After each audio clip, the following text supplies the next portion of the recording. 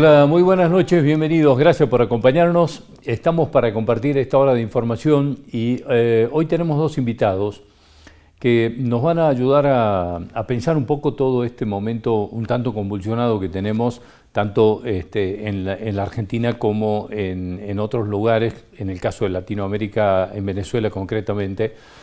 Va a estar con nosotros el doctor Francisco Díez, que es un especialista en mediación fundamentalmente, es un mediador internacional y que nos va a ayudar a mirar un poco más lo que está pasando en Venezuela.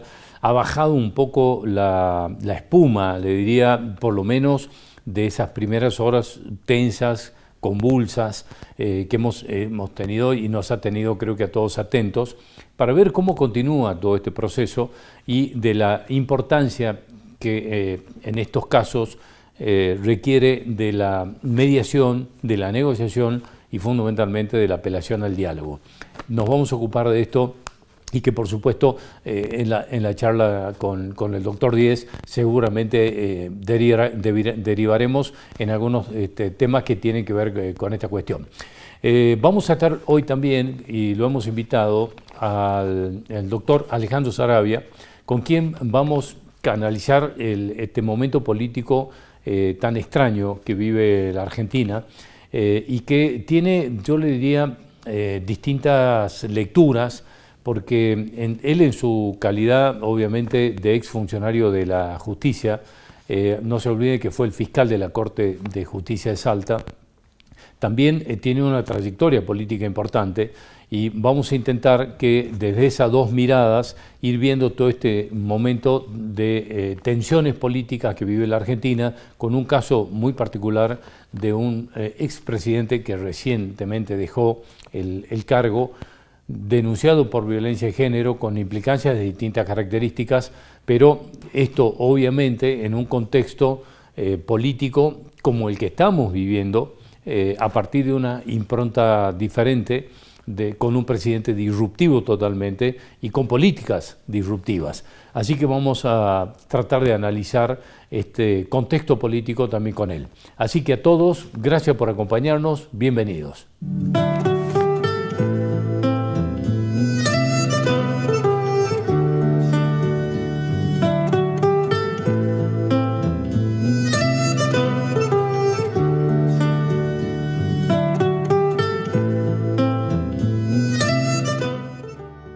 Muchos jóvenes salteños participan en apuestas o retos. La compulsión por jugar en sitios ilegales o aceptar desafíos físicos o virtuales representa un peligro para los niños, niñas y adolescentes. Causa: deterioro de las relaciones familiares, problemas de salud y económicos, bajo rendimiento escolar o laboral. Debemos establecer límites en el uso de la tecnología, cuidar a los más chicos y estar atentos a cambios de conducta. La prevención es clave. No te arriesgues. El único que pierde sos vos. Gobierno de Salta. Hola, quería recordarte que los primeros 6 asientos están reservados para embarazada, personas mayores. Los que no pertenezcan a estos grupos podrán usarlos, pero si sube alguien con prioridad deberán cederlos de inmediato. La limpieza y el cuidado del colectivo depende de todos. Recordemos que no se puede comer ni beber en los coches. Entre todos podemos viajar mejor. Saeta, Gobierno de Salta. Somos País, el noticiero más federal de todos, con periodistas de distintas ciudades, la noticia local clave que se proyecta a nivel nacional, los datos que nos sorprenden, las voces que importan, las imágenes que nos impactan, las historias que nos conmueven.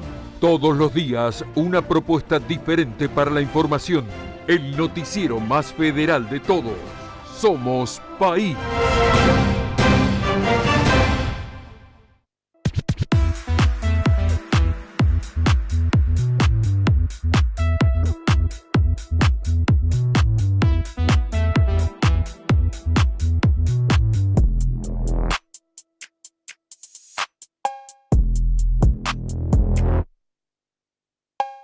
Prohibido prender fuego. El 95% de los incendios son provocados por el hombre. El viento y el clima seco aumentan el riesgo. Por favor, no quemes pastos, restos de poda o basura. Actuemos rápido. Comunícate con el Sistema de Emergencias Provincial.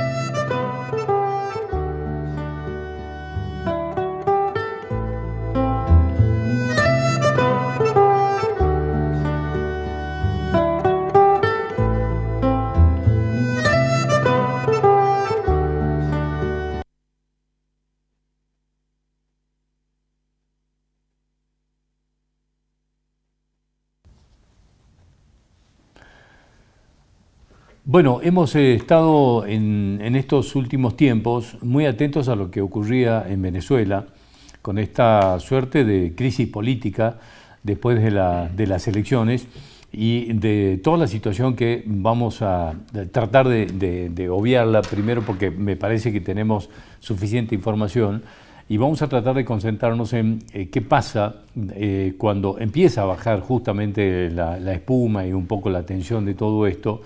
Cómo se inician o cómo se empiezan a buscar canales de diálogo que son absolutamente necesarios para tratar de salir de ese clima de tensión. Y para eso lo hemos invitado al doctor Francisco Díez, que es un especialista en el tema de mediaciones, ha trabajado muchísimo en mediaciones internacionales, ha estado con nosotros hace poco tiempo aquí. Así que vamos a ver cómo ha visto todo esto y después vamos a ver si nos ayuda a ver cómo se empiezan a buscar canales de solución a crisis de estas características. Así que, Francisco, gracias por estar aquí. No, al contrario, encantado, un placer compartir con vos y con tu audiencia. Bueno, Francisco, he pensado muchas veces en vos en este tiempo de cómo estabas leyendo y qué estabas viendo de todo esto que ha ocurrido en Venezuela. Bueno, mirá, la verdad es que es una crisis embromada, con posibilidad de que se ponga peor en términos humanitarios, ¿no? Se ha ido, con el correr de los días, como vos decías, se ha ido aclarando que el régimen está cada vez más aislado, el régimen de Maduro está cada vez más aislado, porque inclusive los tres países que mantienen canales de comunicación con el gobierno de Maduro, que son Brasil, Colombia y México, que todo el mundo se fue acomodando a ver a estos tres países, a esta troika, como el canal para poder llevar adelante algún tipo de negociación, ¿no? Progresivamente los que tenían alguna posición un poco más tibia, incluyendo estos países, Colombia y Brasil en especial, dijeron hay que mostrar las actas y para que los resultados sean legítimos, tienen que tener la validación mesa por mesa. Eso no pasó y ya después de 2 semanas de la elección, ya aunque muestren unas actas, nadie lo va a creer, porque se podrían haber manipulado, es difícil, pero se podrían haber manipulado, y no las van a mostrar, porque por eso se fue al Tribunal Supremo de Justicia, a la sala electoral del Tribunal Supremo de Justicia, para que sea esa sala la que valide el proceso electoral. Eso es lo que va a pasar porque también está controlada por el gobierno de Maduro. El Tribunal Superior de Justicia va a validar el proceso electoral y yo creo que se va a aislar más el gobierno de Maduro. Lo que ha pasado también es que ha habido más de 2.000 detenidos y casi 2 decenas de muertos. Que los líderes del régimen se han radicalizado. Lo tenemos a Diosdado Cabello por el lado del partido con un fuerte ascendente y control sobre las Fuerzas Armadas, y lo tenemos a Jorge Rodríguez, presidente de la Asamblea Nacional, diciendo que Naciones Unidas es una basura y que van a sacar una ley que no permita que nunca más un solo extranjero participe en los procesos electorales de la Venezuela, que es libre, soberana e independiente, ¿no? Entonces, digamos, las señales externas por lo menos están como para que la situación se agrave. Maduro se apoya en sus aliados de Cuba, Rusia, China e Irán, ¿no? El gobierno eso le da oxígeno y tiempo. Bueno, es como él ha soportado el bloqueo, ¿no? el bloqueo de Estados Unidos, que ha llevado consigo a toda Europa y una buena cantidad de los países occidentales, lo ha atravesado Maduro con el apoyo de China, que le ha puesto mucha plata, y a quien le debe muchísimo dinero ahora, y el apoyo político y material también de Rusia, Cuba, Irán, ¿no? Turquía en alguna medida. Entonces, la verdad es que los caminos están cada vez más claros. O hay alguna negociación viabilizada por Lula y Petro, porque López Obrador se lavó un poco las manos y dijo, vamos a ver qué dice el Tribunal Supremo de Justicia, ¿no? Lula y Petro fueron más firmes, o de lo contrario, el régimen se va a aislar, se va a apoyar en sus aliados más extremistas, Estados Unidos y la región se pondrá más dura, habrá más desconocimiento internacional del gobierno de Maduro y habrá que ver cómo sigue la cosa. Yo he hablado con amigos adentro de Venezuela y hay mucho miedo, te digo. Tu experiencia en el Centro Carter, que tuvo, digamos, una actuación importante en este caso, digamos, en la fiscalización, o por lo menos en el intento de fiscalizar esta elección, ¿te ha tocado actuar en casos más o menos parecidos? ¿Y qué pasa en estos casos con el rol del Centro Carter? Mira, yo me reía porque lo escuchaba a Jorge Rodríguez hablar de la observación internacional y me acordaba que en el 2004, cuando fue el referéndum revocatorio, Chávez ganó la elección, el Centro Carter y la OEA dijeron que la elección había sido correcta y que Chávez había ganado bien, y la oposición dijo que había habido un fraude monumental. Jorge Rodríguez era vocal del Tribunal Electoral y decía, el Centro Carter nos avala, la OEA nos avala, acá tenemos la legitimación del Centro Carter, ¿no? Y hoy en día, que el dictamen del Centro Carter como observador internacional es contrario a sus propios intereses, dijo, son una basura. Bueno, así suele pasar, digamos. Yo hablé con la directora del Centro Carter el día de la elección y al día siguiente, mantenemos una buena relación personal, y me dijo, a las 5 de la mañana nos vamos de Venezuela porque corremos peligro.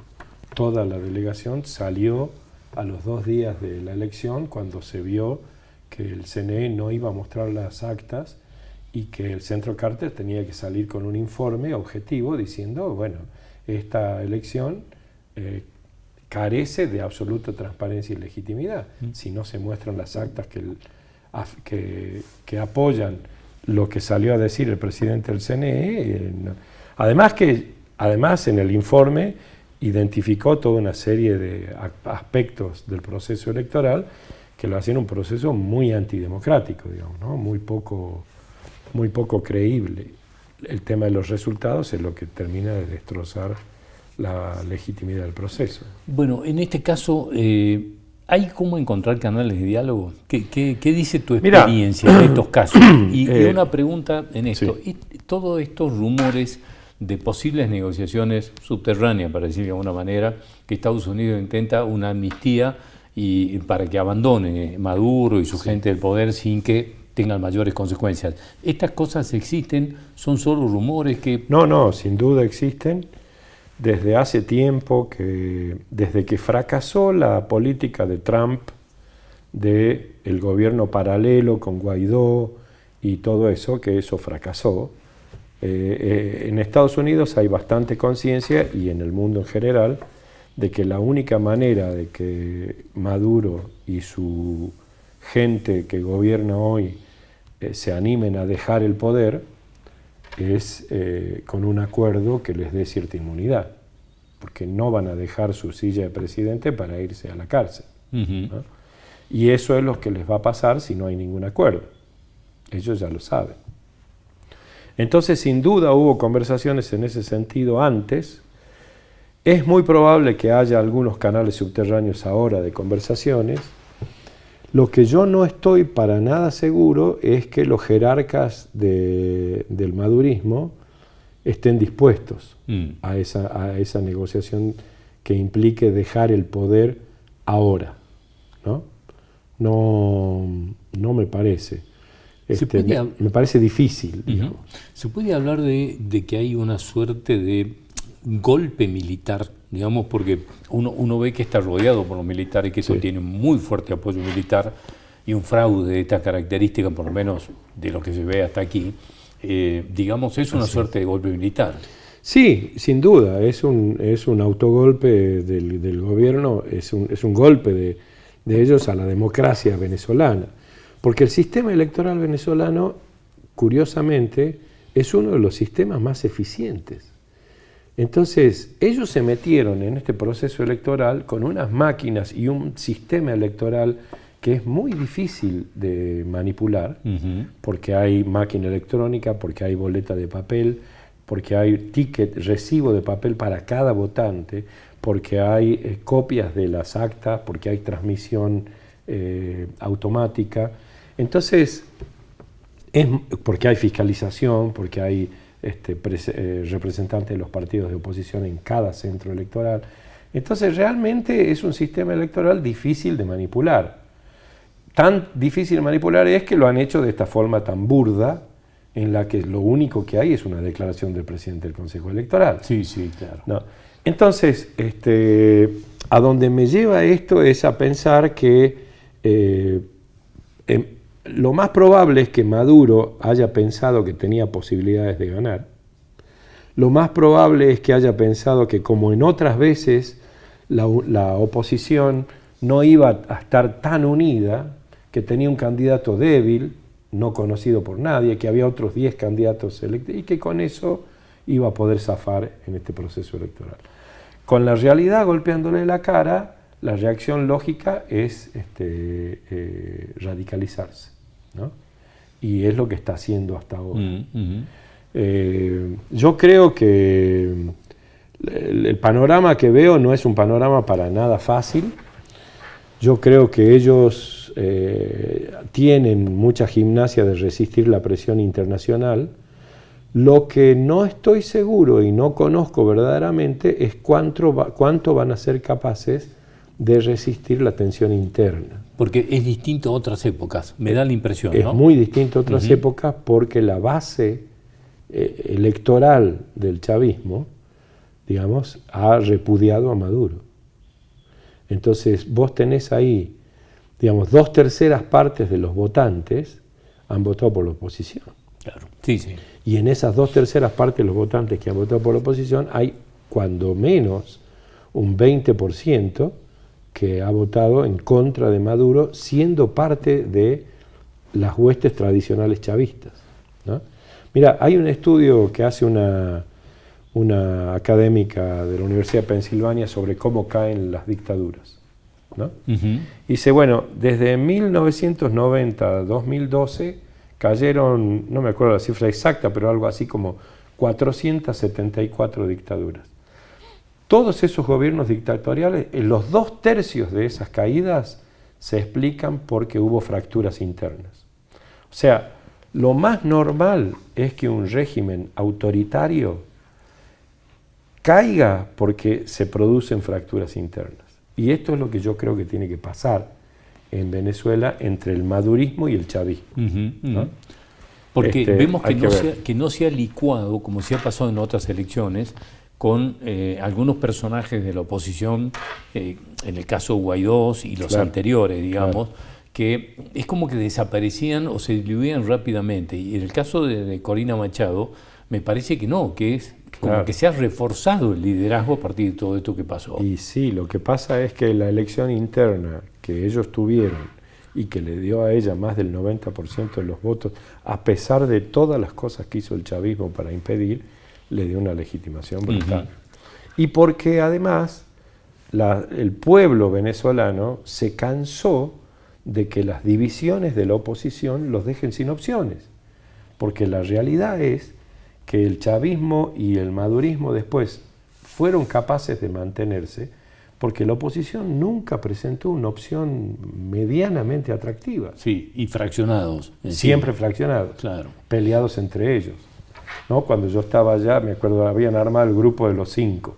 Entonces yo pido una reunión con el grupo de los 5 líderes de la oposición, Y me dicen, bueno, lo que pasa es que hay un poco de problemas entre ellos, no pueden estar los 5 en la misma habitación. No podían estar los 5 líderes en la misma habitación para una reunión, imagínate. Sí, claro. Sí, ¿Qué clase de liderazgo es ese? Entonces, ya aprendió la gente y los líderes también aprendieron que la oposición fraccionada no sirve para nada. María Corina tuvo la legitimidad del voto y sigue siendo y se sigue manteniendo como la líder indiscutible, ¿no? Tuvo la grandeza de bajarse como candidata, de poner a otra que se llamaba Corina también, y cuando se la bocharon decir, bueno, está bien, hacemos acuerdo con González Urrutia. Entonces...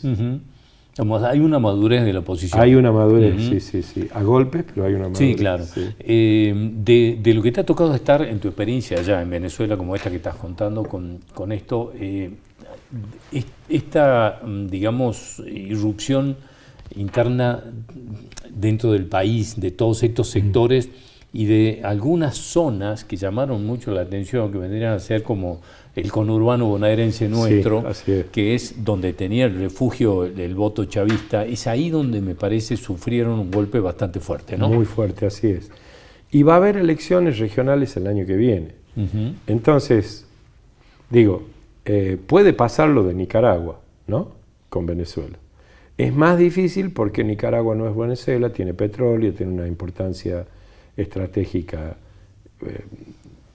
N veces superior a Nicaragua, pero bueno, uno ve lo que pasó en Nicaragua, que Ortega ha tomado control absoluto, echó a los opositores, los dejó sin nacionalidad, bueno, puede pasar eso, o sea, pero si no pasa eso y hay elecciones regionales el año que viene y las elecciones regionales y la oposición es capaz de dar batalla electoral en elecciones regionales el año que viene, ahí hay otra oportunidad de fraccionar el poder, ¿no? y de minar el poder centralizador del madurismo. Y después lo que pasa dentro de las Fuerzas Armadas, porque lo que me decían es la cúpula de las Fuerzas Armadas que controla por la estructura jerárquica, controla la totalidad de la fuerza policial y militar, está con Maduro. Pero por abajo, la gente, los policías y los soldados y los de rango inferior son gente del pueblo, no reciben los beneficios de la corrupción policial y militar. Sí, y claro, se dan cuenta.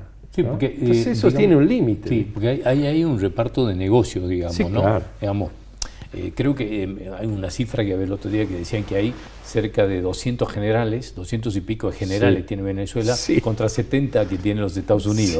Bueno, eso es parte de del sin duda alguna, ¿no? y Maduro le ha dado manejo del control de las casas de control de cambio, de todo el sistema de control de cambio, los aeropuertos, en fin, negocios del exterior, negocios de insumos a la actividad petrolera, pero les ha dado una enorme cantidad de negocios, ¿no?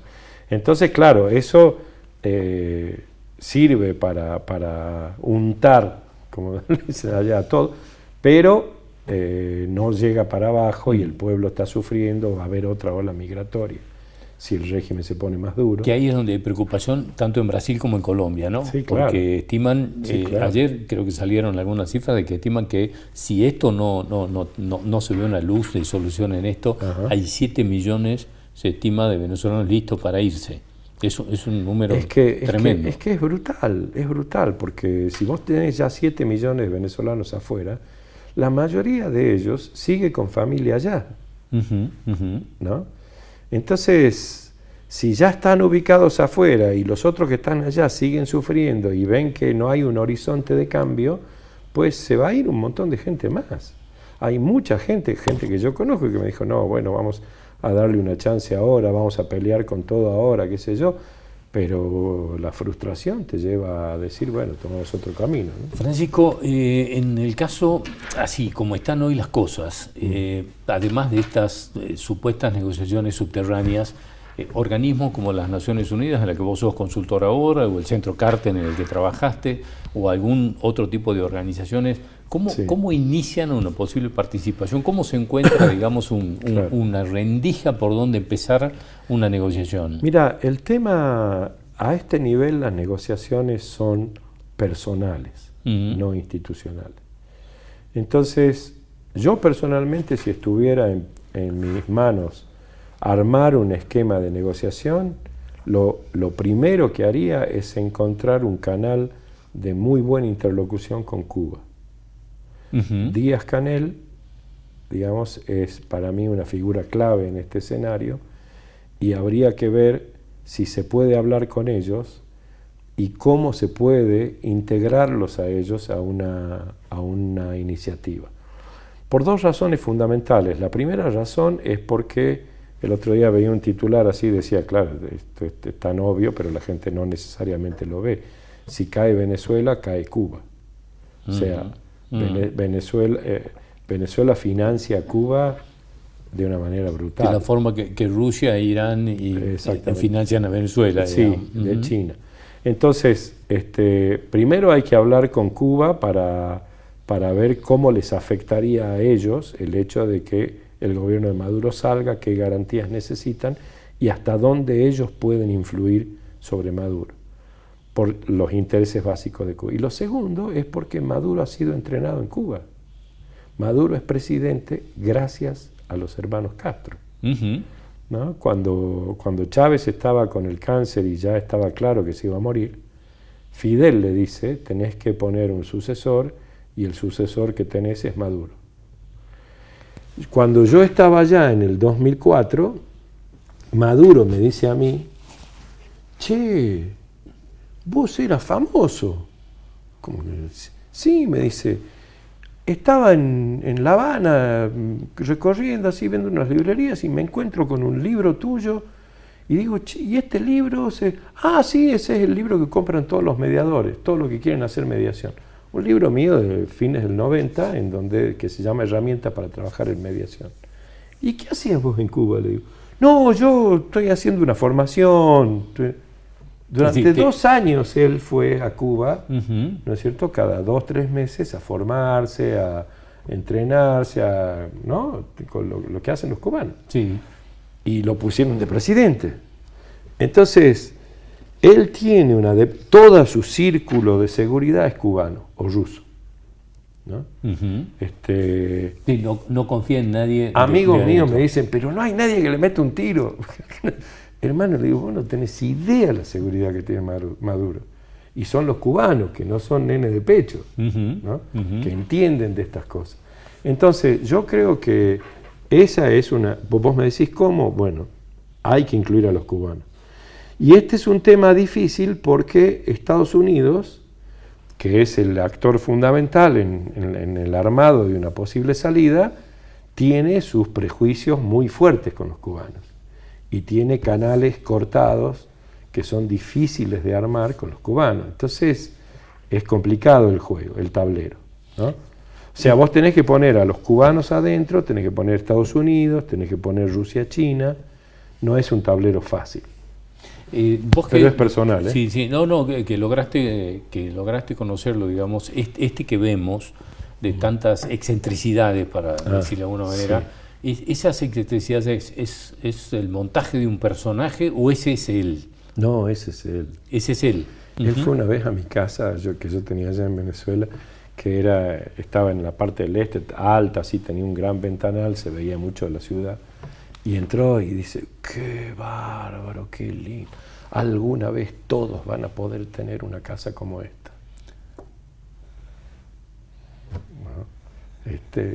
Él es así, o sea, él viene de ser líder sindical de subterráneos. ¿No? Por supuesto, siendo canciller, estando fue varias veces canciller, fue vicepresidente, etcétera, y estando en la función se ha pulido mucho pero básicamente a él le cayó la herencia de Chávez sin que eso satisfaga mucho a sus pares, como Diosdado, como Jorge, como otros. Te tocó conocer a Diosdado y cuál es el rol y cuál es su relación con Maduro específicamente, digamos. ¿Es una relación de iguales, digamos, o qué cosa? Sí, claro que es una relación. Era una relación en la que todos ellos competían por ver quién era el hijo favorito de Chávez, ¿no? Diosdado, Nicolás, Elías Jagua, Jorge Rodríguez, en fin, todos estaban ahí alrededor de Chávez.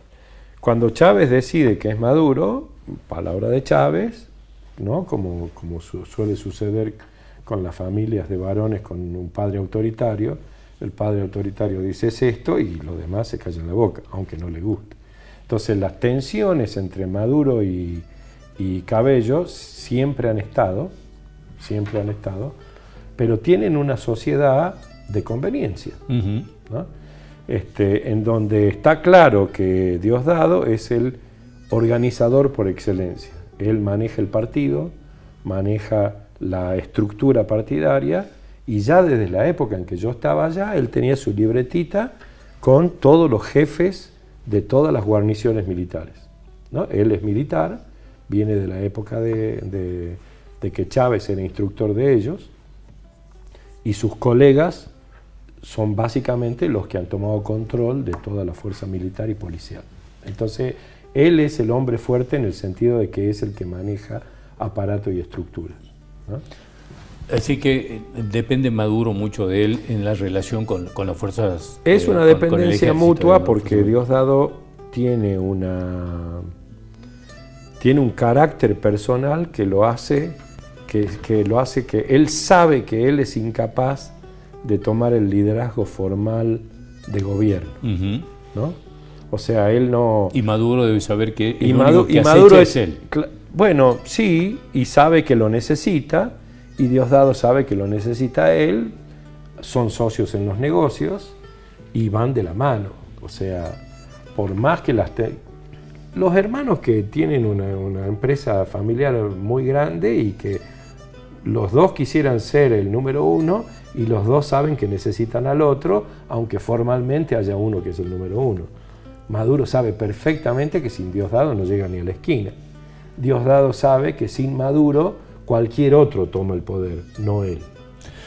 Francisco, gracias por venir como siempre. Y quedo lamentándome de no tener más tiempo, pero bueno, nos parecía realmente un testimonio valiosísimo. Así que gracias como siempre, ¿eh? Un placer. Hasta cualquier momento. Muchas gracias. Ya volvemos. En el próximo bloque va a estar con nosotros el doctor Alejandro Saravia. Vamos a ocuparnos un poco de toda playa. Bueno, le voy a agradecer desde ahora al doctor Alejandro Saravia que venga a visitarnos, nos ayuda siempre a poner algunas miradas y a ayudarnos a pensar estos momentos tan extraños que vive la política argentina y la Argentina en términos generales. Así que, como siempre, Alejandro, gracias por estar aquí, ¿eh? No, al contrario, un gusto. Bueno, Alejandro, ¿qué estás viendo? ¿Qué pasa con todo esto que nos está ocurriendo? Primero, esto que tiene un costado, digamos, judicial, con todo lo que la situación de violencia de género, por un lado. En el medio de esto vemos que el gobierno, en medio de este tumulto, de pronto encontró, digamos, como un lugar para empezar de golpe y digamos, de una manera muy productiva a reglamentar la ley bases. Nos enteramos todos los días de 5 o 6 cosas nuevas. ¿Qué te parece que está pasando? A ver, yo creo que han convertido este país en un gran conventillo. Este país se convirtió en un conventillo. No solo en función de lo de Alberto Fernández. A ver, todos los actos del peronismo en estos momentos se desarrollan en tribunales, ya sea por Cristina, sí. Por Alberto y su querida Fabiola. Pero al mismo tiempo, paralelamente, la dinámica de la troupe Milei coadyuva a eso, y lo vemos, por ejemplo, con estas actuaciones muy de TikTok, con la gente pendiente si le da un beso o no a Yuyito González. Yuyito González estaba casada con el Guillote Coppola. Sí. Y bueno. Y Coppola podría ser la mamá de Milei. Sí, pero además con frases tan extrañas de Coppola que dice el presidente puede convertirse en el padrastro de mí o de mis hijos, no sé. Y bueno, es de ese nivel está. Entonces, yo pensaba el otro día se me con la idea, es una ironía, que nosotros tendríamos que pedirle disculpas, perdón a los uruguayos por haberles rechazado en la Asamblea del año 13 sus diputados sí. Y decir que vengan ellos a gobernarnos, pedirle disculpas por... ¿Quién presidía la Asamblea del año 13? Era Carlos María de Alvear, el que tiene el mejor monumento en Buenos Aires, él y Mitre, donde nace la avenida Alvear, el monumento. Dice que él, el caballo, un monumento ecuestre, el caballo hecho por Bourdais, dice que es el mejor caballo de una estatua ecuestre del mundo. Bueno. Como la influencia de Artigas, fíjate vos la cosa interesante, llegaba hasta Santiago del Estero, es decir, comprendía toda la franja central de Argentina, uh-huh. En ese entonces la Provincia Unida del Sur. Entonces los porteños ponderaban que era muy peligrosa esa influencia de Artigas, lo desplazan a Artigas, y aquí es una cosa bastante desagradable históricamente, los compran a los dos caudillos, el santafesino y el entrerriano, a Francisco Ramírez, Pancho Ramírez, uh-huh. Y Estanilo López, que eran lugartenientes de Artigas. Esto lo traicionan a Artigas, y por eso Artigas, en el año 20 y pico, 1820 y pico, se exilia en Paraguay y muere recién en el mismo año que San Martín, en 1850. ¿Por qué es interesante? Yo creo que la República Argentina, la actual, la podríamos dividir en 3 sectores. El norte, rentístico, uh-huh. El sur, rentístico, el AMBA, la capital federal, la Cava, también rentística desde el punto de vista financiero, y la zona productiva es la franja central integrada por Córdoba, Santa Fe, Entre Ríos y Mendoza. Justamente, salvo Mendoza, las 3 provincias que han sufrido o que se han beneficiado con la influencia directa de Artigas. Porque, a ver, ¿qué era lo que proponía Artigas?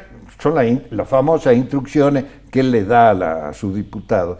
Le dice, bueno, hay que hacer un régimen federal, uh-huh. Incluso más. Él pretendía ya una especie de confederación, un federalismo muy, muy acentuado. Republicano, y la capital no debe estar en Buenos Aires, porque se produciría una concentración de poder demasiada, muy, muy exagerada, lo que habría de complicar la dinámica política, económica e institucional de las entonces Provincias Unidas del Sur. Por eso lo desplaza. Pero fíjate vos cómo esas falencias se prolongan en nuestra historia. Si nosotros analizamos los últimos gobiernos son de un sistema rentístico financiero protagonizados por la gente de la ciudad autónoma de Buenos Aires, uh-huh. Fernández, Macri, por un presidente del norte, riojano, también rentístico por vía del sistema de coparticipación federal, uh-huh. Después voy a explicar por qué. Y también del sur, de Santa Cruz, otro sistema rentístico, digamos, alimentado básicamente por la renta petrolera y en su momento por la renta ovina. Bueno, yo creo que hasta que no haya un acuerdo de base,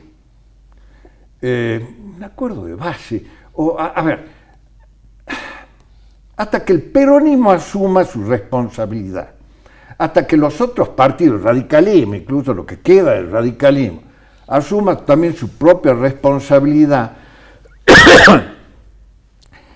y se arme un sistema político con base cultural, con base institucional, en las provincias productivas, que son las de la franja central, no tenemos salida, porque si no vamos a seguir siendo gobernados por la cultura rentística, tanto el norte, el norte grande, son todas provincias que dependen de la coparticipación, no son productivas. Es decir, ¿qué pasa con aquella reforma de la Constitución que mandaba cambiar la ley de coparticipación, que nunca se cambió? ¿Cuánto crees que si se cumpliera con ese mandato constitucional de la reforma de la ley de coparticipación, podría cambiar algo? ¿O crees que no cambia nada tampoco?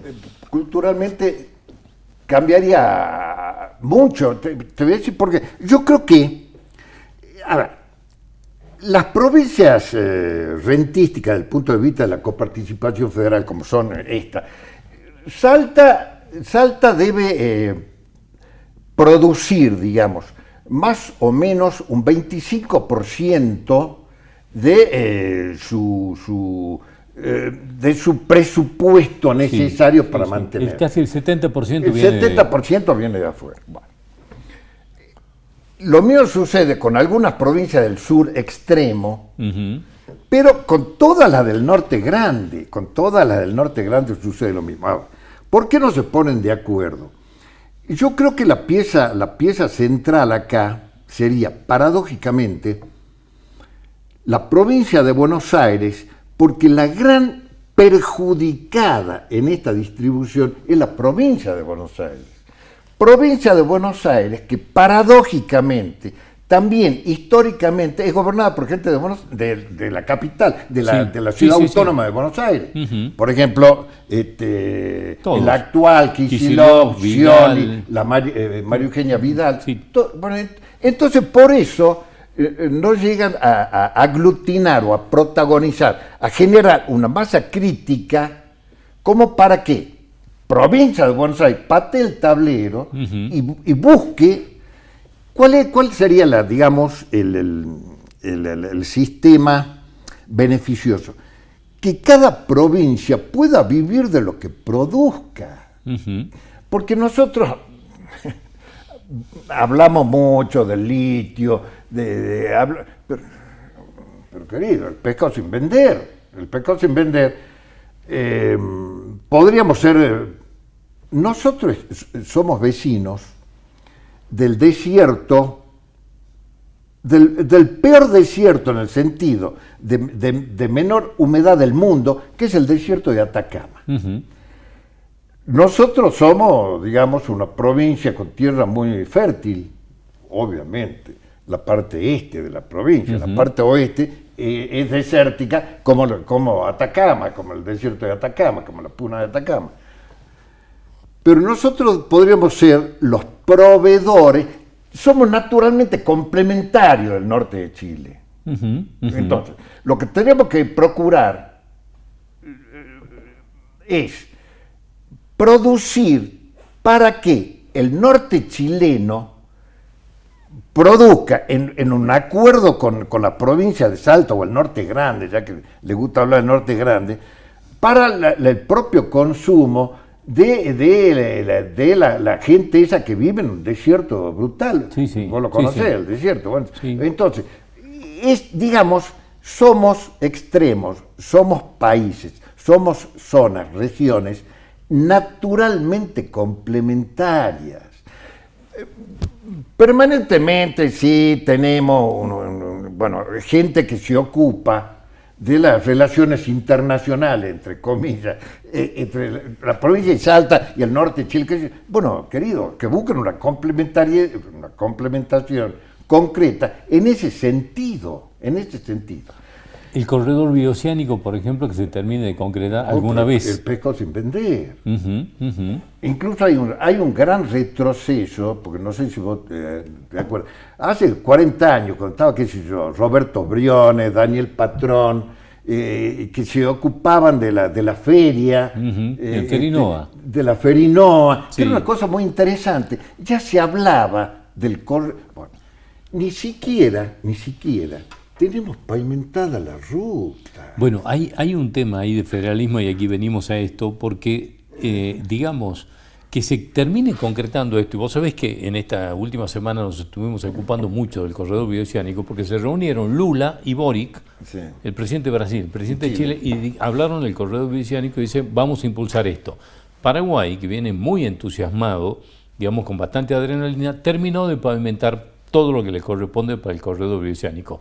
Y aquí no se logra que el gobierno nacional, que suspendió toda la obra pública, entre eso la Ruta 51, por ejemplo. Así que dependemos del humor del gobierno nacional para ver si se puede concretar. La salida va a ser por Paraguay.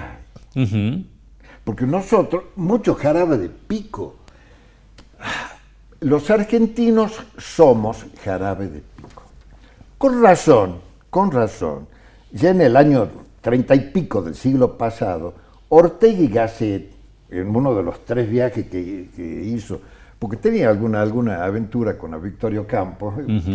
Sí, bueno, sí. En uno de los 3 viajes que hizo, nos dijo ya casi desesperado, argentinos a las cosas. Sí. Vamos a un ejemplo concreto. Ayer se cumplieron los 60 días de la desaparición del chiquito Loan. Sí.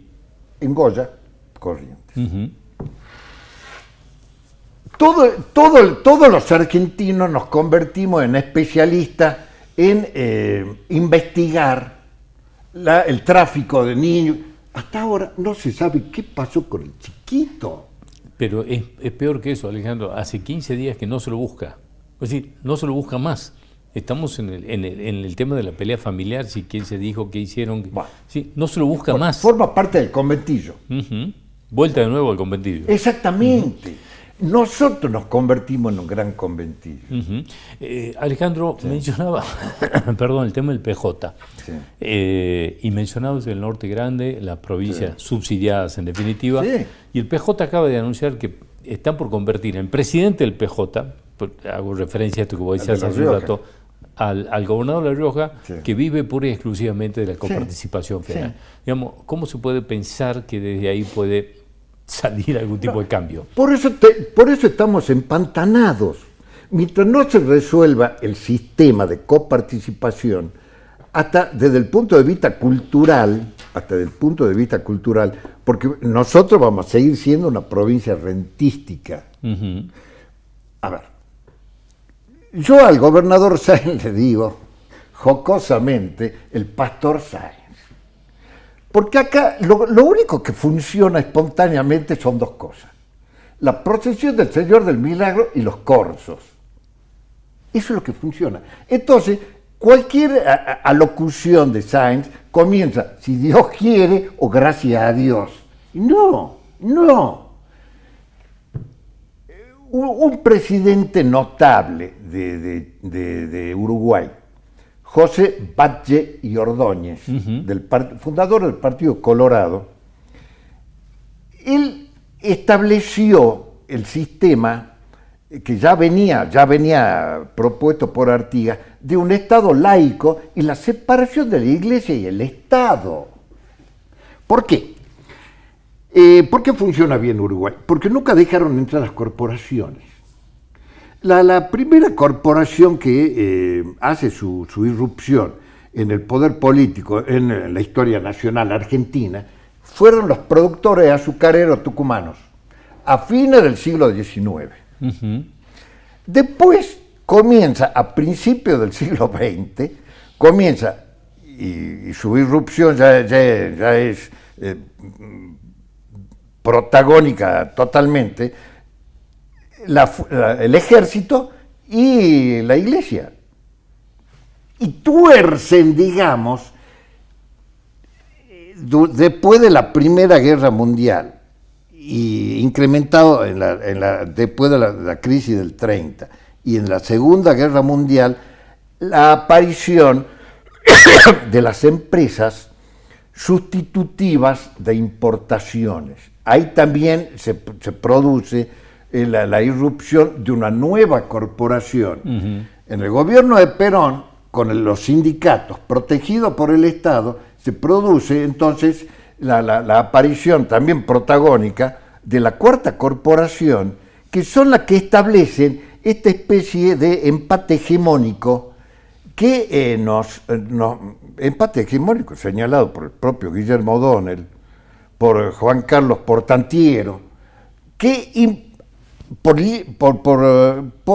Liach, sí.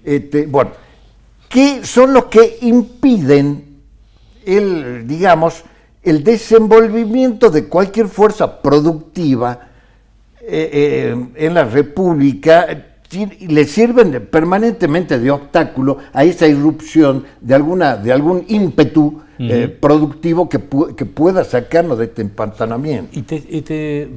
Es decir, estoy tratando de acordarme de 3 o 4 cosas, y aquí voy al inicio de este proceso democrático que se inició hace 40 años, con algunos planteos de Alfonsín, y pregunto esto frente al tema de las corporaciones, porque hoy hablaste del tema del traslado de la capital federal, tema que planteó Alfonsín. El tema de las corporaciones sindicales, un tema que le fracasó a Alfonsín.